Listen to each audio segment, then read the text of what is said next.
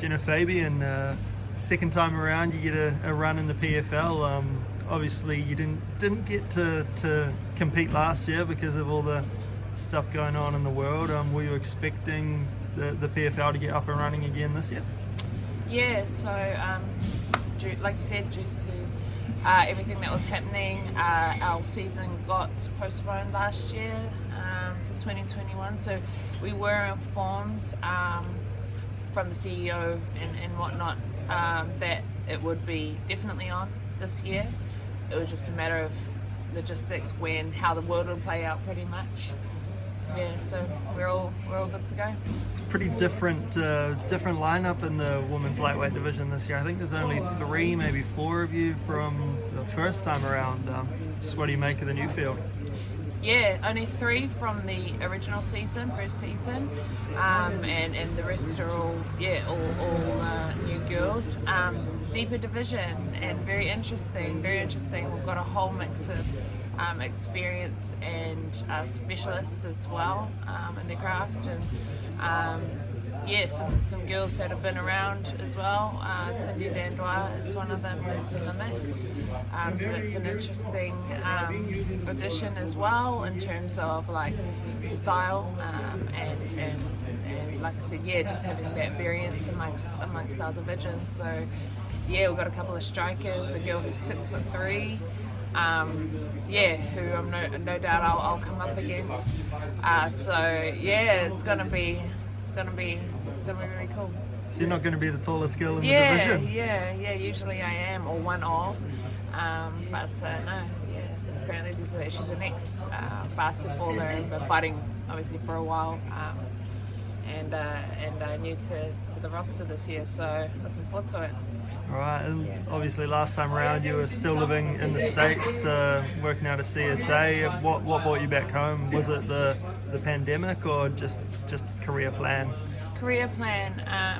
That was always the plan amongst myself and Eugene, to eventually come back home. I felt like I had done everything I needed to do there, and worked really hard, made significant steps in my career, and built a platform to go forward. And it was always the plan at some point to bring it back home and be able to be based out of home. I longed for it. I missed home a lot while I was away, and was always thinking about that transition coming up, and then being able to secure a really good contract with the PFL. Brought me security, just something where I could be based out of home and be able to bring it all back. I know a lot of the boys around the gym have done similar things. Like it started in Auckland and then gone off to either Thailand, or I know Dan went over to Denver for a while and then came back. Is that something that you think a lot of professional fighters should do, to just experience how other gyms work? I think it's beneficial in a lot of ways. Not everyone has to have the same path, but you must figure it out for yourself. I feel like, in hindsight, speaking from my own experiences, your best teacher, not just about fighting, you learn about yourself more so, and just the way of the world, and you see broader perspectives, and you realize a bigger picture, and it all correlates and helps with the fighting, you're just different adversities, different cultural experiences, and things like that you're just exposed to, that you won't get necessarily in your familiar surroundings and your comfort zones and things like that.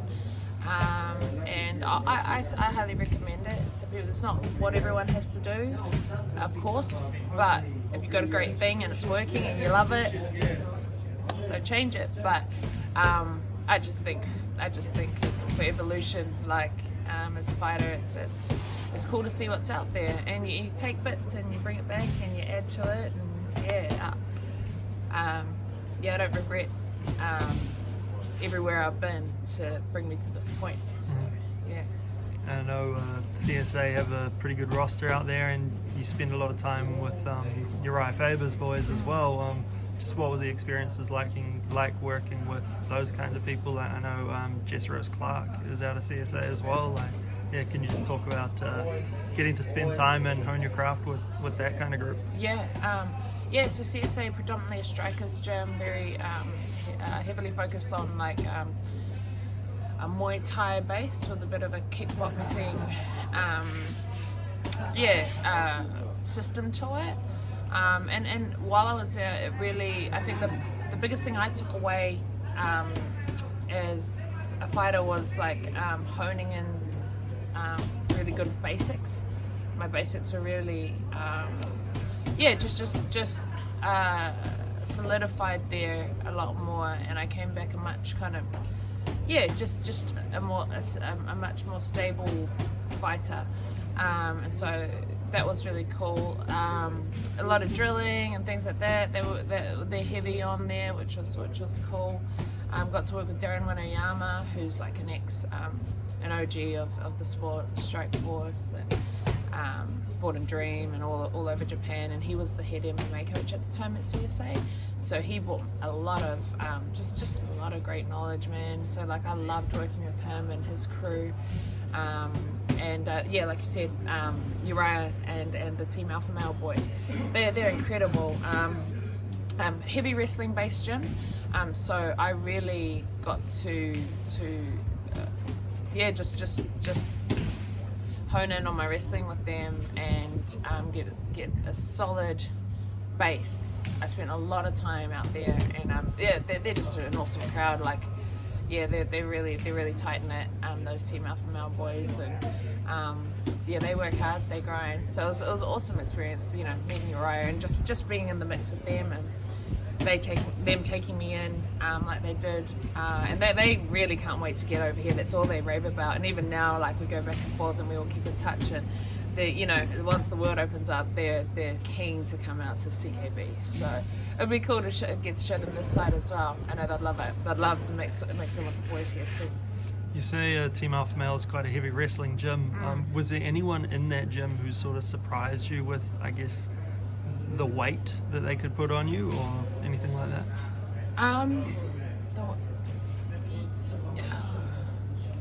Man, they're all just because that's the system. They've got a strong system. They've all got a base, level to them that's uniform. And they've each got their own flair, and some are more striking centric, some are more jiu-jitsu centric, so their games can kind of vary. That's where you see the differences in styles and games. But Clay Guida, Clay, and he's an OG, he's the man. But man, he's he's not that tall, but he's quite compact and real wrestly bear, and he's ultra strong for his size. And he's someone that once he gets his hands and grips and things like that on you, it's hard to move. But he was super helpful to me too. Really taught me a lot, and showed me a few things while I was over there. So he's the man. He's cool. Yeah, I believe that after watching his fight against Michael Johnson in the weekend. As soon as he got his hands on him, it was straight he's to the relentless. ground. He's got that wrestling feel and mentality. So Going back to the PFL, obviously you couldn't compete in the knockout stages last time around. Was it weight cutting issues? I unfortunately suffered a bad weight cut. The last fight, third fight, which was the playoff semi-final fight that was supposed to happen against Kayla Harrison, and unfortunately got sent to hospital. And in hindsight now, I'm actually working closely with Geordie and fight dietitian now, and he's been incredible. And not just okay, here's your meal plan, follow this, cool, lose a bit of weight, you're changing, blah blah blah. It's he's really educating me, and we really had to go back and rewind what happened during that time and what was actually happening to my body and my hormones on a that physiological level, and if anything, I stressed my body out a lot throughout that year from, you know, having 2 to 3 weight cuts prior. And I think that last one my body just went no more, and I was restricting myself too much, too soon, too early, out of fear of not making it and not seeing a number. So therefore, when it came time to do the cut, which is all down to a science, I had restricted and done the wrong things too early. I'd cut things out too early out of my diet, just out of fear and anxiety, thinking that I was doing more for myself earlier, but it was actually detrimental in those final stages, and I know that now the hard way firsthand.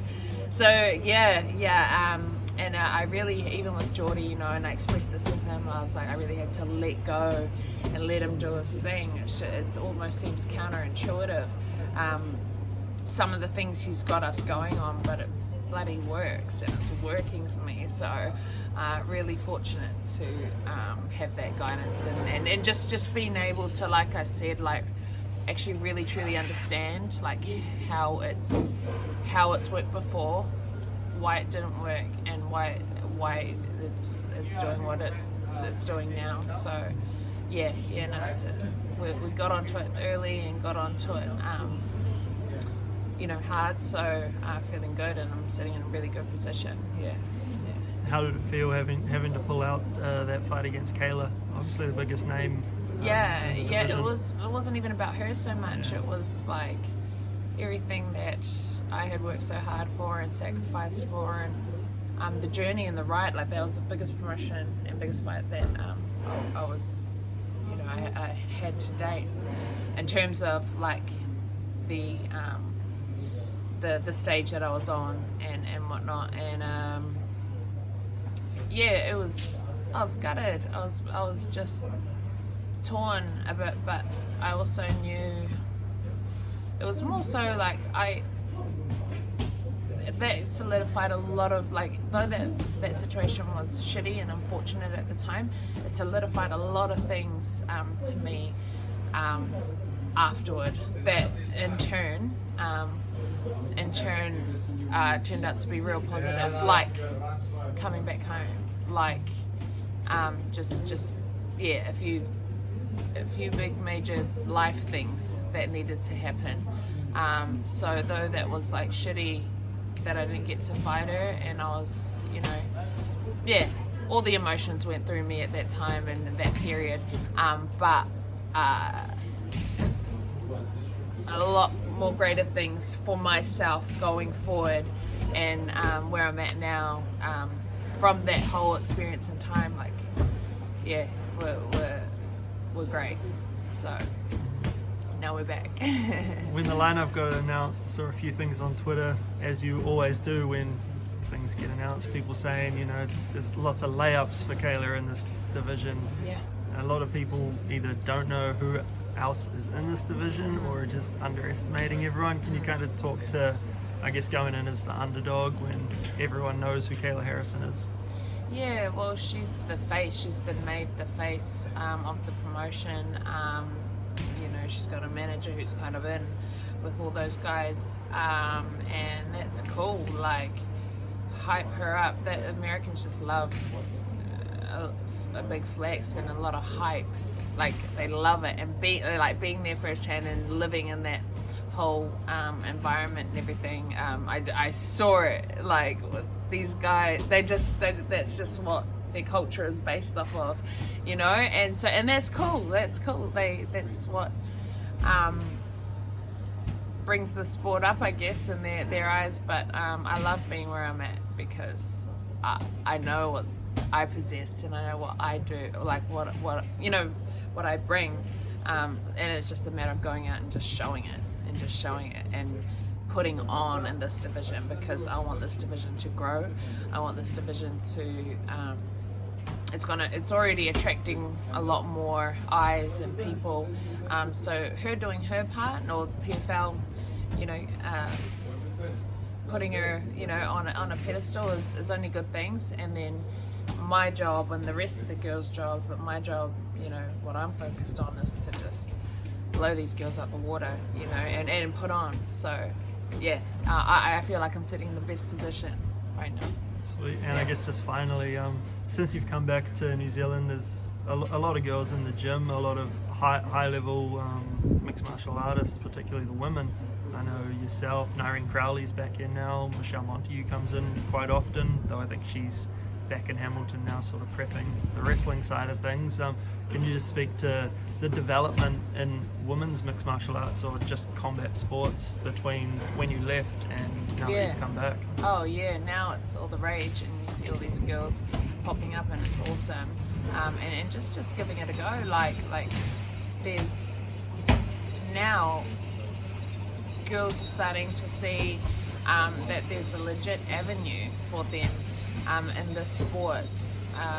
Now we're years behind the men currently, and that purely because we've started later in terms of being part of the big promotions and on the big shows. But now you see females headlining cards, UFC cards, and you know, amongst these big organisations, PFL, Bellator, you know, and Victor and things like that. So now there is a very legitimate path for women, and specifically talking in New Zealand, that growth is like, honestly, even just from 3.5, 4 years ago, man, exponential. I came back and was like, holy cow, there's like girls in these classes, you know, girls and just girls that you wouldn't see in these types of gyms like a few years ago. So it's awesome and it's so cool, and man, we've got so much talent from our side of the world, man, and once we catch on and develop that, you know, man, you're gonna, we're really built for this sport, and especially our, you know, especially our Kiwi Polynesian girls, just how we are, where we are, how we've brought up our culture, our genetic gene pool, and all those factors, and just we're quite an active, sporty country, you know, by culture anyway. So it's just like we've got so much growth that can happen within the sport in the coming years, especially for our females. So I love to see it. Like it's awesome.